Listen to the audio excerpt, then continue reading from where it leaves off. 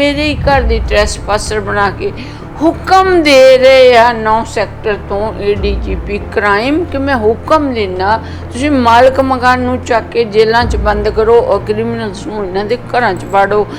इस तो ज़्यादा एक्सट्रीम मैं अपनी लाइफ के इंटरनेशनल ट्रैवलर होंदे मैं कदी भी नहीं देखी जो मेरे नाल हुई है। मेरा घर लुटिया इन्होंने तो मेरा बेटा आ गया क्योंकि मेरा बेटा पुलिस ऑफिसर है। जब उन्हें क्या मैं आना तो मैं क्या चलो घरे खंड पाठ कराने मेरे पाठी चुक के लै गए। मेरे लिए ये चीज़ बड़ी हैरानी सी। बाद इन्हों की निगाह मेरे बेटे ते आ गई, कहते ये बेटे नूं किसी केस दे विच अरेस्ट कर लो, ये आपे ही दस्तखत कर दूगी। मैं हुण इन्होंने यही मैडम पूछती हाँ कि मेरे बच्चे ने की कसूर किया सी, तो अपने घर आया सीगा, ओहदी ते शान दी जिंदगी आ, ओहदा कोई लेना देना नहीं इन्हां दे इत्थे दे क्राइम दे नाल। भी इन्हां दी हर उस बंदे दी कमज़ोरी ते निगाह जांदी आ कि इहनूं उधर फसा दो फिर दस्तखत कर दो। भाई साडी प्रॉपर्टी आ, अज दी नहीं 40-45 साल दी आ, इन्हां दी निगाह आई तो आई मेरी प्रॉपर्टी ते किवें। ਇਹ ਇਲਜ਼ਾਮ ਤੁਸੀਂ ਪੰਜਾਬ ਪੁਲਿਸ ਤੇ ਲਗਾ ਰਹੇ ਹੋ ਜਿਨ੍ਹਾਂ ਨੂੰ ਪਬਲਿਕ ਸਰਵੈਂਟਸ ਕਿਹਾ ਜਾਂਦਾ ਹੈ। ਯੈਸ, ਉਹਨਾਂ ਦੇ ਨਾਲ ਜਿਹੜੇ ਗੁੰਡਾਗਰਦੀ ਲਈ ਲੋਕ ਰਲੇ ਹੋਏ ਆ ਮੈਡਮ, ਉਹਨਾਂ ਦੀ ਤਾਂ ਕੋਈ ਵਿਸਾਤ ਹੀ ਨਹੀਂ ਹੈਗੀ। ਪੁਲਿਸ ਤਾਂ ਇੱਕ ਨਜ਼ਰ ਦੇਖ ਲਵੇ ਉਹ ਲੋਕ ਤਾਂ ਜਦੀ ਭੱਜ ਜਾਂਦੇ ਆ। दूजी कोठी 6,25,000 लिखी हुआ मैडम, मैनू ये CM ਜਾਂ ਇਹ DGP ਜਾਂ जो भी है मैनू ये दिखा देंगे लुधियाने दे विच इस पखोवाल रोड के उत्ते 250 गज की 2 मंजिल की फुली मामला इस कोठी 6,25,000 की आँदी है। मैं दिनी हाँ 6,25,000, मैंने 2-3 लै देन। कौन आया सी उदों घर? मैडम सवेरे 6 बजे का टाइम सीगा ते मैं उठ के ग्रिल खोली और मैं गेट खोलिया और मैं आके चाह बनाने लग पई। ये पहले ही बाहर ही लुके हुए सी, कोई pre plan, everything was pre plan. सिर्फ मैं इनोसेंट सीगी बट इन्हां दा प्री प्लान सीगा। वो चारे ही बंदे अंदर आए, पिस्टल दी नोक दे उत्ते इन्होंने सारा घर लुटिया। उस तो बाद फोटोग्राफर्स आ गए और फिंगरप्रिंट्स वाले आ गए और राजेश कुमार जिन्होंने SHO बनाया सी वो भज्या भज्या आया, कहना उत्तों फोन आ गया, कोई पर्चा पुर्चा नहीं दर्ज करना। उस वक्त उत्तों कितों फोन आया वो सानू नहीं पता सीगा। इन्होंने कभी मेरे हसबैंड को फसाने की कोशिश की, कभी मेरे बेटे को फसाने की कोशिश मैडम, लेकिन किसी ने नहीं की है तो सारी पुलिस की कारस्तानी है। ये जोड़े करप्ट पुलिस वाले जोड़े 9 सैक्टर च बड़े हुआ वो हुक्म देंगे आ गलत कामों वास्ते, असी साबित कर दें। इन्नी एक गंदगी फैलाई हुई है इन्होंने जिहदा कोई हिसाब नहीं है। और मैंने तो पता नहीं, एक तुसीं कहंदे मार देंगे, मैं तो कहनी कल की बजाय अज मार देन, मैं तो वैसे ही मरी भी हाँ। ਤੁਹਾਨੂੰ ਲੱਗਦਾ ਕਿ ਆਖਰ ਦੇ ਵਿੱਚ ਜਿੱਤ ਜਿਹੜੀ ਉਹ ਸੱਚ ਦੀ ਹੋਏਗੀ ਆਪਣੇ ਕੇਸ ਵਿੱਚ? ਤੁਹਾਨੂੰ ਇਦਾਂ ਲੱਗਦਾ? बिल्कुल मैडम, अज तक सच कभी हारिया ही नहीं, चाहे तुसीं जिथे तक मर्जी चलो, ये जो मर्जी करते फिर। Now they have to come in front of me, क्योंकि ना कोई इनकुआरी आ ना कोई रौला आ, हुण सच्चाई आ। ਤੁਹਾਡੇ ਤੋਂ ਕਾਗਜ਼ਾਤ ਮੰਗਦੇ ਹੋਣੇ ਨੇ ਕਿ ਸਬੂਤ ਦਿਖਾਓ ਇਹ ਤੁਹਾਡਾ ਘਰ ਹੈ। ਤੇ ਮੈਮ ਸਾਰੇ ਸਬੂਤ ਦਿੱਤੇ ਆ, ਇਸ ਤੋਂ ਜ਼ਿਆਦਾ ਸਬੂਤ ਅਸੀਂ ਇਹਨਾਂ ਨੂੰ ਕੀ ਦਈਏ। ਔਰ ਜੋ ਸਬੂਤ ਹੁਣ ਮਿਲੇ ਆ ਉਹਨੇ ਤਾਂ ਸਾਨੂੰ ਹੈਰਾਨੀ 'ਚ ਪਾਤਾ। ਕੀ ਸਬੂਤ ਨੇ? कि ADGP क्राइम हुक्म दे रहा कि मैं तेन हुक्म दिना जोगिंदर कौर संधू भावें मालक मकान आ, इनू फड़ के जेल च बंद करो और जोड़े क्रिमिनल आ उन्होंने ये घर च वड़ो। इस तो ज़्यादा बड़ी बलंडर धरती के उत्ते हो ही नहीं सकती। जो ईमानदार ऑफिसर सी, जड़ा SHO सी, जब उन्हें मेरे गहने गुहने सब लुटे, मेरे घर डाका पोया, उन्होंने ओदे थाने च ओदे ते FIR दर्ज की। 5 साल मैडम और पैसे ले लो, राजीनामा कर लो, फलाना। क्यों मैडम? SHO ने ਤੁਹਾਡੇ ਗਹਿਣੇ ਲੁੱਟੇ? अच्छा, गहने, कैश, मोबाइल, सब कुछ। 2007 च गड्डी चो, 2010 परचा दर्ज होया, 2013 च ओहदा चलान पेश किया। लै लो तुसीं कित्थों जस्टिस नहीं हो। मेरी कोठी ते कब्जा किया 2005 च, परचा दर्ज हुंदा 2010 च, चलान पेश हुंदा 2014 विच। किहड़ा कानून है? सानू ये इन्ना क लटकाउंदे रहे, इन्ना क लटकाउंदे रहे कि बंदा वैसे ही तक के मर जाता। ਮੈਂਟਲੀ ਤਾਂ ਜਿਹੜੇ ਤੁਸੀਂ ਪਰੇਸ਼ਾਨ ਹੋਏ ਹੋ, ਜਿਹੜੇ ਤੁਸੀਂ ਇੰਨਾ ਹਰਾਸ ਕੀਤਾ, ਤੁਹਾਨੂੰ ਤੁਸੀਂ ਇੰਨੀਆਂ ਤਕਲੀਫਾਂ ਵੀ ਲਾ ਲੀਆਂ, ਕਿੰਨਾ ਖਰਚਾ ਕਰੋੜਾਂ ਦਾ, ਕਰੋੜਾਂ, ਵੀ ਨੈਵਰ ਕਾਊਂਟ ਕਿ ਕਿੰਨਾ ਹੋਇਆ। ਜੱਜਿਸ ਕਈ ਇੰਨੇ ਅੱਛੇ ਮਿਲੇ ਜਿਨ੍ਹਾਂ ਨੇ ਇਸ ਚੀਜ਼ ਨੂੰ ਥੋਰੋਲੀ ਸਟੱਡੀ ਕੀਤਾ। ਇਹ ਬੇਵਕੂਫ ਬੰਦੇ ਜੱਜਾਂ ਦੀਆਂ ਸ਼ਿਕਾਇਤਾਂ ਲਾਤੀਆਂ। ਮੈਡਮ ਮੈਂ ਨਾਂ ਨਹੀਂ ਹੁਣ ਜੱਜਿਸ ਦਾ ਲੈਣਾ, ਮੇਰੇ ਕੋਲ ਉਹਨਾਂ ਦੀ ਵਰਸ਼ਨਸ ਪਈਆਂ ਹੈਗੀਆਂ। ਜੱਜਾਂ ਨੂੰ ਕਹਿੰਦੇ ਜੀ ਅਸੀਂ ਗੁੰਡੇ ਪਾਲੇ ਹੋ ਆ, ਤੈਨੂੰ ਸੋਧਾਂਗੇ। ਜੱਜਿਸ ਨੂੰ ਧਮਕੀਆਂ ਦੇਣ ਚਲੇ ਗਏ। ਸਨੇਹਦੀਪ ਸ਼ਰਮਾ ਜੀ ਦੀ ਤੁਸੀਂ ਕੋਰਟ ਦੇ ਹੁਕਮਾਂ ਨਾਲ ਹੋਈ ਇਨਕੁਆਇਰੀ ਪੜ੍ਹ ਲਓ।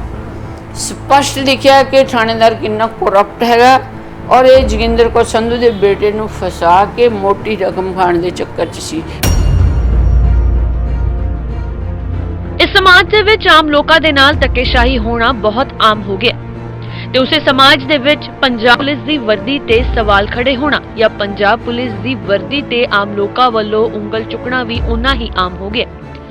ਜੋ ਕਹਾਣੀ ਅੱਜ ਅਸੀਂ ਤੁਹਾਡੇ ਨਾਲ ਸਾਂਝੀ ਕਰਨ ਜਾ ਰਹੇ ਹਾਂ, ਇਸ ਕਹਾਣੀ ਨੇ ਇੱਕ ਵਾਰ ਫੇਰ ਤੋਂ ਪੰਜਾਬ ਪੁਲਿਸ ਦੀ ਕਾਰਗੁਜ਼ਾਰੀ ਨੂੰ ਸਵਾਲਾਂ ਦੇ ਘੇਰੇ ਵਿੱਚ ਲਿਆ ਕੇ ਖੜਾ ਕਰ ਦਿੱਤਾ ਹੈ। ਪਰ ਇੱਥੇ ਇਹ ਵੀ ਸਪਸ਼ਟ ਕਰ ਦੇਣਾ ਲਾਜ਼ਮੀ ਹੈ ਕਿ ਸਾਰੇ ਮੁਲਾਜ਼ਮ ਇੱਕੋ ਜਿਹੇ ਨਹੀਂ ਹੁੰਦੇ। ਇਸ ਕਰਕੇ ਅਸੀਂ ਸਾਰਿਆਂ ਨੂੰ ਇੱਕੋ ਤਕੜੀ ਵਿੱਚ ਨਹੀਂ ਤੋਲਾਂਗੇ। ਅਸੀਂ ਗੱਲ ਕਰ ਰਹੇ ਹਾਂ ਉਹਨਾਂ ਕਰਪਟ ਅਫਸਰਾਂ ਦੀ ਜਾਂ ਉਹਨਾਂ ਕਰਪਟ ਮੁਲਾਜ਼ਮਾਂ ਦੀ ਜਿਨ੍ਹਾਂ ਨੇ ਆਮ ਲੋਕਾਂ ਦੇ ਨਾਲ ਜਾਂ ਮਾਸੂਮ ਲੋਕਾਂ ਦੇ ਨਾਲ ਧੱਕੇਸ਼ਾਹੀ ਕੀਤੀ ਹੈ। ਇਹ ਕਹਾਣੀ ਹੈ ਇੱਕ NRI ਮਹਿਲਾ ਦੀ ਜੋ 17 ਸਾਲਾਂ ਤੋਂ ਇਨਸਾਫ ਦੀ ਲੜਾਈ ਲੜ ਰਹੀ ਹੈ। ਇਨਸਾਫ ਮਿਲੇਗਾ ਜਾਂ ਨਹੀਂ ਇਹ ਤਾਂ ਬਾਅਦ ਦੀ ਗੱਲ ਹੈ, ਪਰ ਇਹਨਾਂ 17 ਸਾਲਾਂ ਦੇ ਦੌਰਾਨ ਇਸ ਮਹਿਲਾ ਦੇ ਨਾਲ ਕੀ ਹੋਇਆ ਹੈ ਉਹ ਤੁਹਾਨੂੰ ਜ਼ਰੂਰ ਦਿਖਾਵਾਂਗੇ। ਪਰ ਕਹਾਣੀ ਦਾ ਇੱਕ ਪੱਖ ਸਾਂਝਾ ਕਰਕੇ ਫੈਸਲਾ ਨਹੀਂ ਕੀਤਾ ਜਾ ਸਕਦਾ।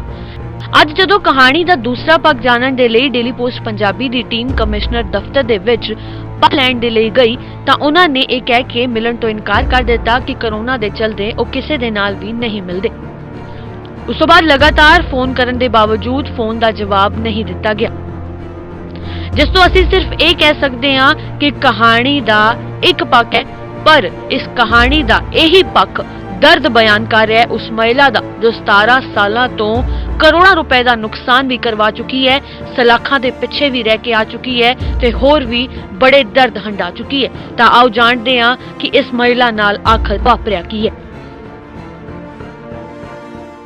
ਸਤਿ ਸ਼੍ਰੀ ਅਕਾਲ, ਤੁਸੀਂ ਦੇਖ ਰਹੇ ਹੋ ਡੇਲੀ ਪੋਸਟ ਪੰਜਾਬੀ। ਮੈਂ ਹਾਂ ਸੁਮਨ ਜੇਟਲੀ।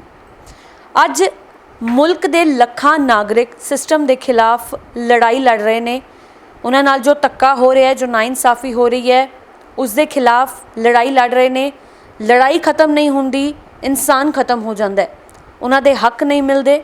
ਇੱਕ ਅਜਿਹੀ ਹੀ ਦਾਸਤਾਨ ਅੱਜ ਤੁਹਾਡੇ ਨਾਲ ਸਾਂਝੀ ਕਰਨ ਜਾ ਰਹੇ ਹਾਂ। ਮੇਰੇ ਨਾਲ ਜੋਗਿੰਦਰ ਕੌਰ ਸੰਧੂ ਮੌਜੂਦ ਨੇ। 1972 ਦੇ ਵਿੱਚ ਇਹਨਾਂ ਨੇ ਦੇਸ਼ ਛੱਡ ਦਿੱਤਾ ਸੀ, ਆਪਣੇ ਦੇਸ਼ ਨੂੰ ਛੱਡ ਕੇ ਵਿਦੇਸ਼ ਚਲੇ ਗਏ। ਪਰ ਪਿਛਲੇ 17 ਸਾਲਾਂ ਦੇ ਦੌਰਾਨ ਕੁਝ ਅਜਿਹਾ ਵਾਪਰਿਆ ਇਹਨਾਂ ਦੇ ਨਾਲ ਜੋ ਸੁਣ ਕੇ ਇੱਕ ਵਾਰ ਫਿਰ ਤੋਂ ਸਿਸਟਮ ਤੋਂ, ਸਰਕਾਰਾਂ ਤੋਂ, ਲਾਅ ਤੋਂ ਜਾਂ ਅਨੇਕਾਂ ਅਜਿਹੀਆਂ ਚੀਜ਼ਾਂ ਤੋਂ ਵਿਸ਼ਵਾਸ ਉੱਠ ਜਾਂਦਾ ਹੈ। ਜੇ ਇਹ ਸੱਚ ਹੈ ਤਾਂ ਇਸ ਦਾ ਹੱਲ ਕੀ ਹੈ, ਹੱਲ ਕਦੋਂ ਨਿਕਲੇਗਾ? ਕਿਉਂਕਿ 17 ਸਾਲ ਦਾ ਸਮਾਂ ਥੋੜਾ ਨਹੀਂ ਹੁੰਦਾ। ਐਡੀ ਲੰਮੀ ਲੜਾਈ ਲੜਦੇ ਨੂੰ ਇਹਨਾਂ ਨੂੰ ਇੰਨਾ ਸਮਾਂ ਹੋ ਚੁੱਕਾ ਹੈ, ਪਰ ਇਹ ਲੜਾਈ ਦਾ ਅੰਤ ਨਹੀਂ ਹੋ ਰਿਹਾ ਤੇ ਨਾ ਹੀ ਇਹਨਾਂ ਨੂੰ ਇਨਸਾਫ ਮਿਲ ਰਿਹਾ ਹੈ। ਤੇ ਇਹਨਾਂ ਦਾ ਕਹਿਣਾ ਹੈ ਕਿ ਜੇ ਇਨਸਾਫ ਨਾ ਮਿਲਿਆ ਤਾਂ ਆਉਣ ਵਾਲੀ 15 ਅਗਸਤ ਨੂੰ ਇਹ ਪੰਜਾਬ ਦੇ ਮੁੱਖ ਮੰਤਰੀ ਕੈਪਟਨ ਅਮਰਿੰਦਰ ਸਿੰਘ ਦੀ ਕੋਠੀ ਦੇ ਬਾਹਰ ਜਾ ਕੇ ਪ੍ਰਦਰਸ਼ਨ ਕਰਨਗੇ ਤੇ ਉਹਨਾਂ ਤੋਂ ਜਵਾਬ ਮੰਗਣਗੇ, ਕਿਉਂਕਿ ਸੂਬੇ ਦੇ ਮੁੱਖ ਮੰਤਰੀ ਵੱਲੋਂ ਇਹਨਾਂ ਨੂੰ ਅਨੇਕਾਂ ਵਾਰ ਇਹ ਕਿਹਾ ਜਾ ਚੁੱਕਿਆ ਹੈ ਕਿ ਤੁਹਾਡੇ ਨਾਲ ਇਨਸਾਫ ਕੀਤਾ ਜਾਏਗਾ। ਇਹ ਦਾਸਤਾਨ ਸ਼ੁਰੂ ਕਦੋਂ ਹੁੰਦੀ ਹੈ, ਇਹ ਕਹਾਣੀ ਦੀ ਸ਼ੁਰੂਆਤ ਕਦੋਂ ਹੁੰਦੀ ਹੈ, ਕਿਉਂ 17 ਸਾਲ ਦੀ ਇਹ ਲੰਮੀ ਲੜਾਈ ਅੱਜ ਤੱਕ ਕਿਸੇ ਸਿੱਟੇ ਤੇ ਨਹੀਂ ਪਹੁੰਚੀ, ਇਹ ਇਹਨਾਂ ਤੋਂ ਜਾਣ ਲੈਂਦੇ ਹਾਂ। ਇਹ ਲੜਾਈ ਜਿਹੜੀ ਅਸੀਂ 17 ਸਾਲ ਦਾ ਇੱਕ ਸਮਾਂ ਤੁਸੀਂ ਦੱਸਿਆ ਸਾਨੂੰ, ਇਹ ਸ਼ੁਰੂਆਤ ਕਦੋਂ ਹੁੰਦੀ ਹੈ ਜ਼ਰਾ ਦੱਸੋ। ਇਹ ਸ਼ੁਰੂਆਤ ਹੁੰਦੀ ਹੈ 2004 'ਚ। ਸਾਨੂੰ ਨਹੀਂ ਪਤਾ ਇਹਨਾਂ ਨੇ ਕਦੋਂ ਦੀਆਂ ਨਜ਼ਰਾਂ ਲਾਈਆਂ ਸੀ ਸਾਡੀ ਪ੍ਰੋਪਰਟੀ ਦੇ ਉੱਤੇ।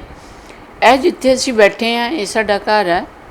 ਇਹ ਇਹਨਾਂ ਨੇ ਜਾਲੀ ਕਾਗਜ਼ ਬਣਾ ਕੇ 5 ਲੱਖ ਦੇ ਵਿੱਚ ਲਿਖਿਆ। ਇੱਕ ਪਿੱਛੇ ਕੋਠੀ ਨਵੀਂ ਬਣੀ ਹੋਈ ਹੈ 2 ਮੰਜ਼ਿਲ ਦੀ, ਫੁੱਲੀ ਮਾਰਬਲਾਈਜ਼ਡ 250 ਗਜ਼ ਕੋਠੀ ਹੈ, ਉਹ 6,25,000 'ਚ ਲਿਖੀ ਹੋਈ ਹੈ। ਕਿਹਨੇ ਲਿਖੀ ਹੈ? ਲੇਕਿਨ ਐਕਚੁਅਲੀ ਜੋ ਹੁਣ ਕਨਕਲੂਜਨ ਨਿਕਲ ਰਹੇ ਆ ਉਹ ਤਾਂ ਪੁਲਿਸ ਜਿਹੜੀ ਹੈਗੀ, ਜਿਹੜੇ ਕਰਪਟ ਪੁਲਿਸ ਵਾਲੇ ਆ, ਜਿਹੜੇ ਚਾਹੁੰਦੇ ਆ ਅਸੀਂ ਸਭ ਕੁਛ ਹੀ ਖਾ ਜਾਈਏ, ਬੰਦਾ ਚਾਹੇ ਮਰ ਜਾਵੇ ਚਾਹੇ ਜਿੰਦਾ ਰਹੇ। ਪਹਿਲਾਂ ਇਹਨਾਂ ਨੇ ਡਾਕਾ ਮਾਰਿਆ ਇੱਥੇ, ਜੋ ਸੀਗਾ ਲੁੱਟ ਕੇ ਲੈ ਗਏ। ਉਸ ਤੋਂ ਬਾਅਦ ਮੈਂ ਆਪਣੀ ਸੀਟ ਕੈਂਸਲ ਕਰਾ ਦਿੱਤੀ। ਉਸ ਤੋਂ ਬਾਅਦ ਤਾਂ ਜੋ ਕੁਛ ਹੋਇਆ ਇਹਨਾਂ ਨੇ ਮੈਨੂੰ ਮੇਰੇ ਘਰ ਦੀ ਟ੍ਰੈਸਪਾਸਰ ਬਣਾ ਕੇ ਹੁਕਮ ਦੇ ਰਹੇ ਆ 9 ਸੈਕਟਰ ਤੋਂ ADGP ਕ੍ਰਾਈਮ ਕਿ ਮੈਂ ਹੁਕਮ ਦਿੰਦਾ ਤੁਸੀਂ ਮਾਲਕ ਮਕਾਨ ਨੂੰ ਚੱਕ ਕੇ ਜੇਲ੍ਹਾਂ 'ਚ ਬੰਦ ਕਰੋ ਔਰ ਕ੍ਰਿਮੀਨਲਸ ਨੂੰ ਇਹਨਾਂ ਦੇ ਘਰਾਂ 'ਚ ਵਾੜੋ। ਇਸ ਤੋਂ ਜ਼ਿਆਦਾ ਐਕਸਟ੍ਰੀਮ ਮੈਂ ਆਪਣੀ ਲਾਈਫ ਦੇ ਵਿੱਚ ਇੰਟਰਨੈਸ਼ਨਲ ਟਰੈਵਲਰ ਹੁੰਦਿਆਂ ਮੈਂ ਕਦੀ ਵੀ ਨਹੀਂ ਦੇਖੀ ਜੋ ਮੇਰੇ ਨਾਲ ਹੋਈ ਆ। ਲੇਕਿਨ ਉਦੋਂ ਇਨੋਸੈਂਟ ਹੁੰਦੇ ਕਦੀ SSP, ਕਦੀ IG, ਕਦੀ DIG, ਕਦੀ ਸਾਰੇ ਪਿੱਛੇ ਫਿਰਦੇ ਰਹੇ। ਮੈਮ ਜਦੋਂ ਮੇਰਾ ਘਰ ਲੁੱਟਿਆ ਇਹਨਾਂ ਨੇ ਤਾਂ ਮੇਰਾ ਬੇਟਾ ਆ ਗਿਆ, ਕਿਉਂਕਿ ਮੇਰਾ ਬੇਟਾ ਪੁਲਿਸ ਆਫਿਸਰ ਹੈ। ਜਦ ਉਹਨੇ ਕਿਹਾ ਮੈਂ ਆਉਣਾ ਤਾਂ ਮੈਂ ਕਿਹਾ ਚਲੋ ਘਰੇ ਖੰਡ ਪਾਠ ਕਰਾਉਣੇ, ਮੇਰੇ ਪਾਠੀ ਚੁੱਕ ਕੇ ਲੈ ਗਏ। ਮੇਰੇ ਲਈ ਇਹ ਚੀਜ਼ ਬੜੀ ਹੈਰਾਨੀ ਸੀ। ਬਾਅਦ 'ਚ ਇਹਨਾਂ ਦੀ ਨਿਗਾਹ ਮੇਰੇ ਬੇਟੇ 'ਤੇ ਆ ਗਈ। ਕਹਿੰਦੇ ਇਹਦੇ ਬੇਟੇ ਨੂੰ ਕਿਸੇ ਕੇਸ ਦੇ ਵਿੱਚ ਅਰੈਸਟ ਕਰ ਲਓ, ਇਹ ਆਪੇ ਹੀ ਦਸਤਖਤ ਕਰ ਦੂਗੀ। ਮੈਡਮ ਮੈਂ ਇਸ ਸਿਸਟਮ ਨੂੰ, ਉਸ SHO ਨੂੰ, ਉਸ DSP ਹੂਐਵਰ ਦੇ ਆਰ, ਜੋ ਪੂਰਾ ਗੈਂਗ ਹੈਗਾ, ਮੇਰੇ ਬੇਟੇ ਦੇ ਉੱਤੇ ਕਿਹੜਾ ਕੇਸ ਹੁਣ ਪਾਉਣਾ ਸੀਗਾ। ਔਰ ਇਹੋ ਜਿਹੇ ਕੇਸਿਸ ਇਹਨਾਂ ਨੇ ਬਹੁਤ NRIs ਬੱਚਿਆਂ ਦੇ ਪਾਏ ਹੋਏ ਆ। ਬਟ ਮੈਂ ਦਹਿਲ ਜਾਂਦੀ ਹਾਂ ਉਸ ਵਕਤ ਜਦੋਂ ਮੈਨੂੰ ਯਾਦ ਆਉਂਦਾ ਕਿ ਮੈਂ ਤਾਂ ਚਲੋ ਮੈਂ ਮੇਰੀ ਪਿੰਡ ਦੇ ਵਿੱਚ ਪਰਵਰਿਸ਼ ਹੋਈ, ਮੈਂ ਜੱਜ ਨਹੀਂ, ਲੇਕਿਨ ਮੇਰਾ ਬੱਚਾ ਤਾਂ ਬਹੁਤ ਸੋਲ ਸੀਗਾ। ਇਹੋ ਜਿਹੇ ਲੋਕ ਅਗਰ ਮੇਰੇ ਬੱਚੇ ਦੇ ਥੱਪੜ ਮਾਰ ਦਿੰਦੇ, ਮਾਰਨਾ ਹੀ ਸੀਗਾ ਅਗਰ ਫੜ ਲੈਂਦੇ ਤਾਂ ਅਸਾਂ ਇਹਨਾਂ ਦੇ ਹੱਥ ਨਹੀਂ ਹੋਣ ਦਿੱਤਾ। ਮੈਂ ਹੁਣ ਇਹਨਾਂ ਨੂੰ ਇਹੀ ਮੈਡਮ ਪੁੱਛਦੀ ਹਾਂ ਕਿ ਮੇਰੇ ਬੱਚੇ ਨੇ ਕੀ ਕਸੂਰ ਕੀਤਾ ਸੀ। ਉਹ ਤਾਂ ਆਪਣੇ ਘਰ ਆਇਆ ਸੀਗਾ, ਉਹਦੀ ਤਾਂ ਇੱਕ ਸ਼ਾਨ ਦੀ ਜ਼ਿੰਦਗੀ ਆ, ਉਹਦਾ ਕੋਈ ਲੈਣਾ ਦੇਣਾ ਨਹੀਂ ਇਹਨਾਂ ਦੇ ਇੱਥੇ ਦੇ ਕ੍ਰਾਈਮ ਦੇ ਨਾਲ।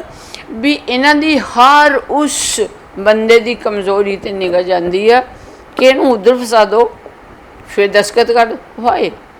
ਸਾਡੀ ਪ੍ਰੋਪਰਟੀ ਆ, ਅੱਜ ਦੀ ਨਹੀਂ 40-45 ਸਾਲ ਦੀ ਆ। ਇਹਨਾਂ ਦੀ ਨਿਗਾਹ ਆਈ ਤਾਂ ਆਈ ਮੇਰੀ ਪ੍ਰੋਪਰਟੀ 'ਤੇ ਕਿਵੇਂ। ਇਹ ਇਲਜ਼ਾਮ ਤੁਸੀਂ ਪੰਜਾਬ ਪੁਲਿਸ ਤੇ ਲਗਾ ਰਹੇ ਹੋ, ਜਿਨ੍ਹਾਂ ਨੂੰ ਪਬਲਿਕ ਸਰਵੈਂਟਸ ਕਿਹਾ ਜਾਂਦਾ। ਯੈਸ, ਉਹਨਾਂ ਦੇ ਨਾਲ ਜਿਹੜੇ ਗੁੰਡਾਗਰਦੀ ਲਈ ਲੋਕ ਰਲੇ ਹੋਏ ਆ ਮੈਡਮ, ਉਹਨਾਂ ਦੀ ਤਾਂ ਕੋਈ ਵਿਸਾਤ ਹੀ ਨਹੀਂ ਹੈਗੀ। ਪੁਲਿਸ ਤਾਂ ਇੱਕ ਨਜ਼ਰ ਦੇਖ ਲਵੇ, ਉਹ ਲੋਕ ਤਾਂ ਜਦੀ ਭੱਜ ਜਾਂਦੇ। ਪਰਚੇ ਦਰਜ ਹੁੰਦੇ ਆ ਲੁਧਿਆਣੇ ਉਹਨਾਂ ਦੇ ਉੱਤੇ। ਸਾਡੇ IG ਸਾਹਿਬ ਨੂੰ ਇੱਕ ਸਿੱਟ ਬਣਦੀ ਆ ਜਿਹਦੇ SSP ਰੈਂਕ ਔਰ DIG ਰੈਂਕ ਦੇ ਆਫਿਸਰ ਹੁੰਦੇ, ਉਹ ਚੱਕ ਕੇ ਲੈ ਜਾਂਦੇ ਬਾਰਡਰ ਰੇਂਜ ਦੇ ਉੱਤੇ। ਮੈਡਮ ਬਾਰਡਰ ਰੇਂਜ ਦੇ ਉੱਤੇ ਕਿਹੜਾ ਸਿਸਟਮ ਆ ਜਿਹੜਾ ਲੁਧਿਆਣੇ ਦੇ ਕ੍ਰਾਈਮ ਨੂੰ ਦੇਖਦਾ। ਐਨੀਵੇ ਉੱਥੇ ਦੇ IG ਨੇ ਲਿਖਿਆ ਕਿਉਂਕਿ ਕੋਠੀ ਦੀ ਕੀਮਤ ਵੱਧ ਗਈ ਹੈ, ਜੋਗਿੰਦਰ ਕੌਰ ਸੰਧੂ ਵੇਚਣਾ ਨਹੀਂ ਚਾਹੁੰਦੀ। ਮੈਡਮ 5 ਲੱਖ ਰੁਪਈਆ ਲਿਖਿਆ ਹੋਇਆ ਸੀਗਾ ਵੀ ਇਹ ਕੋਠੀ ਦੀ ਕੀਮਤ 5 ਲੱਖ ਆ। ਮੈਨੂੰ ਬਹੁਤ ਸ਼ਰਮ ਆਉਂਦੀ ਹੈ ਇਹਨਾਂ ਲੋਕਾਂ ਦੀ ਸੋਚ ਦੇ ਉੱਤੇ ਕਿ ਕੈਸੀ ਸੋਚ ਲੈ ਕੇ ਇਹ ਤੁਰਦੇ ਆ। 5 ਲੱਖ ਤੋਂ ਕਿੰਨੀ ਵੱਧ ਗਈ ਸ਼ੇਅਰ। ਹੁਣ ਕੋਰਟ ਨੇ ਲਿਖ ਦਿੱਤਾ ਵੀ ਕੋਠੀ ਦੀ ਕਦੀ ਕੋਈ ਵੀ ਸੇਲ ਨਹੀਂ ਹੋਈ। ਚਲੋ ਹੁਣ ਆਪਣੇ ਘਰ 'ਚ ਆਰਾਮ ਨਾਲ ਬੈਠੇ ਹਾਂ। ਦੂਜੀ ਕੋਠੀ 6,25,000 'ਚ ਲਿਖੀ ਹੋਆ।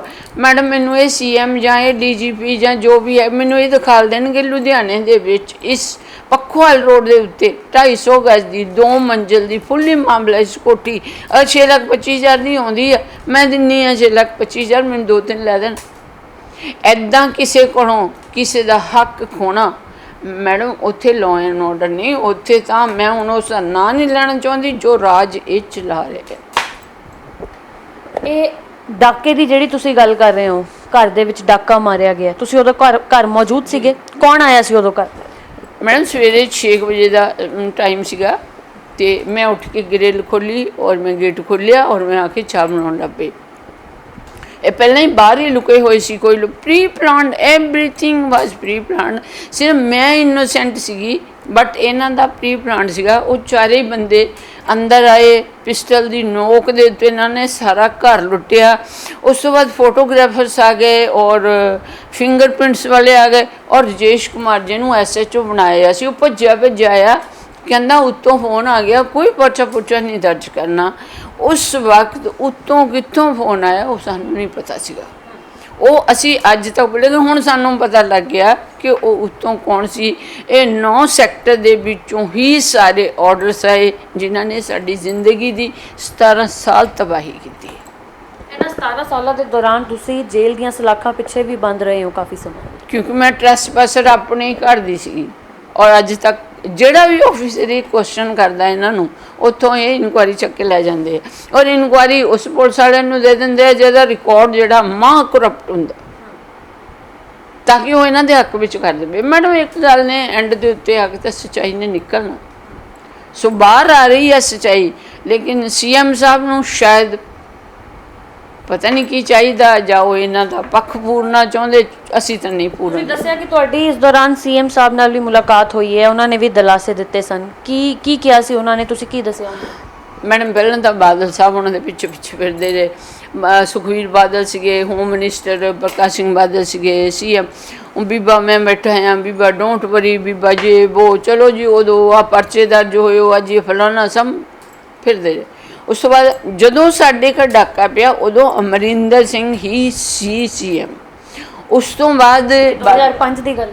ਯੈਸ, ਇਹ 13/12/2004 ਦੀ ਗੱਲ ਆ। ਲੇਕਿਨ ਜਦੋਂ ਇਨਕੁਆਇਰੀਆਂ ਸ਼ੁਰੂ ਹੋਈਆਂ, ਰਫੜ ਪਿਆ, ਉਹ 2005 ਦੇ ਵਿੱਚ ਜਾਂ 2006 ਦੇ ਵਿੱਚ ਫਿਰ ਇਹਨਾਂ 'ਤੇ ਪਰਚੇ ਦਰਜ ਹੋ ਗਏ। 2007 ਮੈਡਮ ਉਹ ਚੱਲਦਾ ਰਿਹਾ ਅੱਗੇ ਸਿਸਟਮ। ਜਿਹੜੇ ਓਨੈਸਟ ਆਫੀਸਰ ਸੀ ਉਹ ਸੱਚਾਈ ਕੱਢਦੇ ਸੀਗੇ, ਜਿਹੜਾ ਕਰਪਟ ਟੋਲਾ ਸੀਗਾ ਉਹਨੂੰ ਕੈਂਸਲ ਕਰ ਦਿੰਦੇ। ਆਹੀ ਇਹਨਾਂ ਦਾ ਚੱਲਦਾ ਰਿਹਾ। ਮੈਡਮ ਸਭ ਤੋਂ ਜ਼ਿਆਦਾ ਵੱਡੀ ਟ੍ਰੈਜਡੀ ਹੋਈ ਜਦ ਇਹਨਾਂ ਨੇ ਮੈਨੂੰ ਪੀਓ ਬਣਾਉਣ ਦੀ ਕੋਸ਼ਿਸ਼ ਕੀਤੀ। ਡੀਜੀਪੀ ਸੀਗੇ ਮਿਸਟਰ ਔਲਖ, ਉਹ ਕਹਿੰਦੇ ਨੋ, ਇੰਪੋਸੀਬਲ ਆ, 8 ਮੁਕੱਦਮੇ ਆ, ਉਹ ਰੋਜ਼ ਤਰੀਕਮ ਭੁਗਤਦੀ ਆ, ਉਹ ਰੋਜ਼ ਆ ਕੇ ਆਪਣੀ ਇਨਕੁਆਇਰੀ ਨੋ ਨੋ ਨੋ ਨੋ ਮੈਂ ਵੈਰੀਫਾਈ ਕਰੂੰਗਾ। ਇਹ ਕਿਹਨੇ ਕੀਤਾ? ਉਹਨਾਂ ਨੇ ਵਾਇਰਲੈਸ ਕਰ ਦਿੱਤੀ ਵੀ ਖਬਰਦਾਰ ਜੇ ਕਿਸੇ ਨੇ ਇਹ ਕੋਈ ਨੇੜਿਓਂ ਦੀ ਵੀ ਲੰਘਿਆ ਤਾਂ ਮੈਂ ਪਹਿਲਾਂ ਵੈਰੀਫਾਈ ਕਰੂੰਗਾ ਕੌਣ ਪੀਓ ਬਣਾਉਂਦਾ ਫਿਰਦਾ।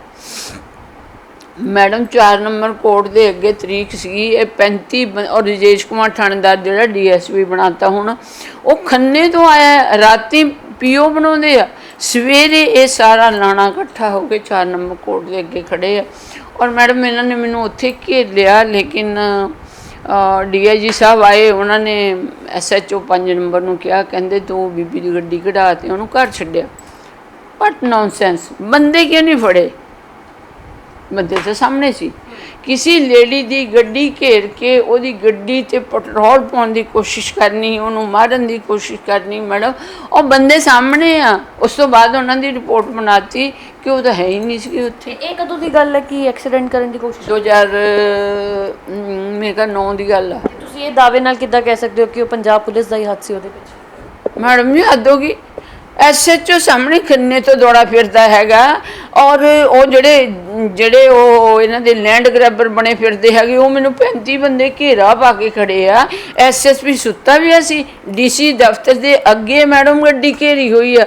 ਲੇਕਿਨ ਮੈਂ ਉਸ ਵੇਲੇ ਫੋਨ ਕੀਤਾ ਡੀਜੀਪੀ ਸਾਹਿਬ ਨੂੰ, ਮੈਂ ਕਿਹਾ ਜੀ ਮੇਰੀ ਗੱਡੀ ਘੇਰੀ ਹੋਈ ਆ, ਇਹ ਤੁਸੀਂ? ਉਹ ਕਹਿੰਦੇ ਡੋਂਟ ਵਰੀ। ਉਹਨਾਂ ਨੇ ਉਹਨੂੰ ਡੀਆਈਜੀ ਨੂੰ ਭੇਜਿਆ, ਉਹਨੇ ਗੱਡੀ ਕਢਾ ਕੇ ਮੈਨੂੰ ਘਰ ਛੱਡ ਗਈ। ਲੇਕਿਨ ਬੰਦਿਆਂ 'ਤੇ ਪਰਚਾ ਦਰਜ ਨਹੀਂ ਕੀਤਾ ਜਿਹੜੇ ਗੱਡੀ ਘੇਰ ਕੇ ਖੜੇ ਸੀ। ਉਸਨੇ ਮੌਕੇ 'ਤੇ ਮੌਜੂਦ ਸੀ ਪੁਲਿਸ ਵੀ।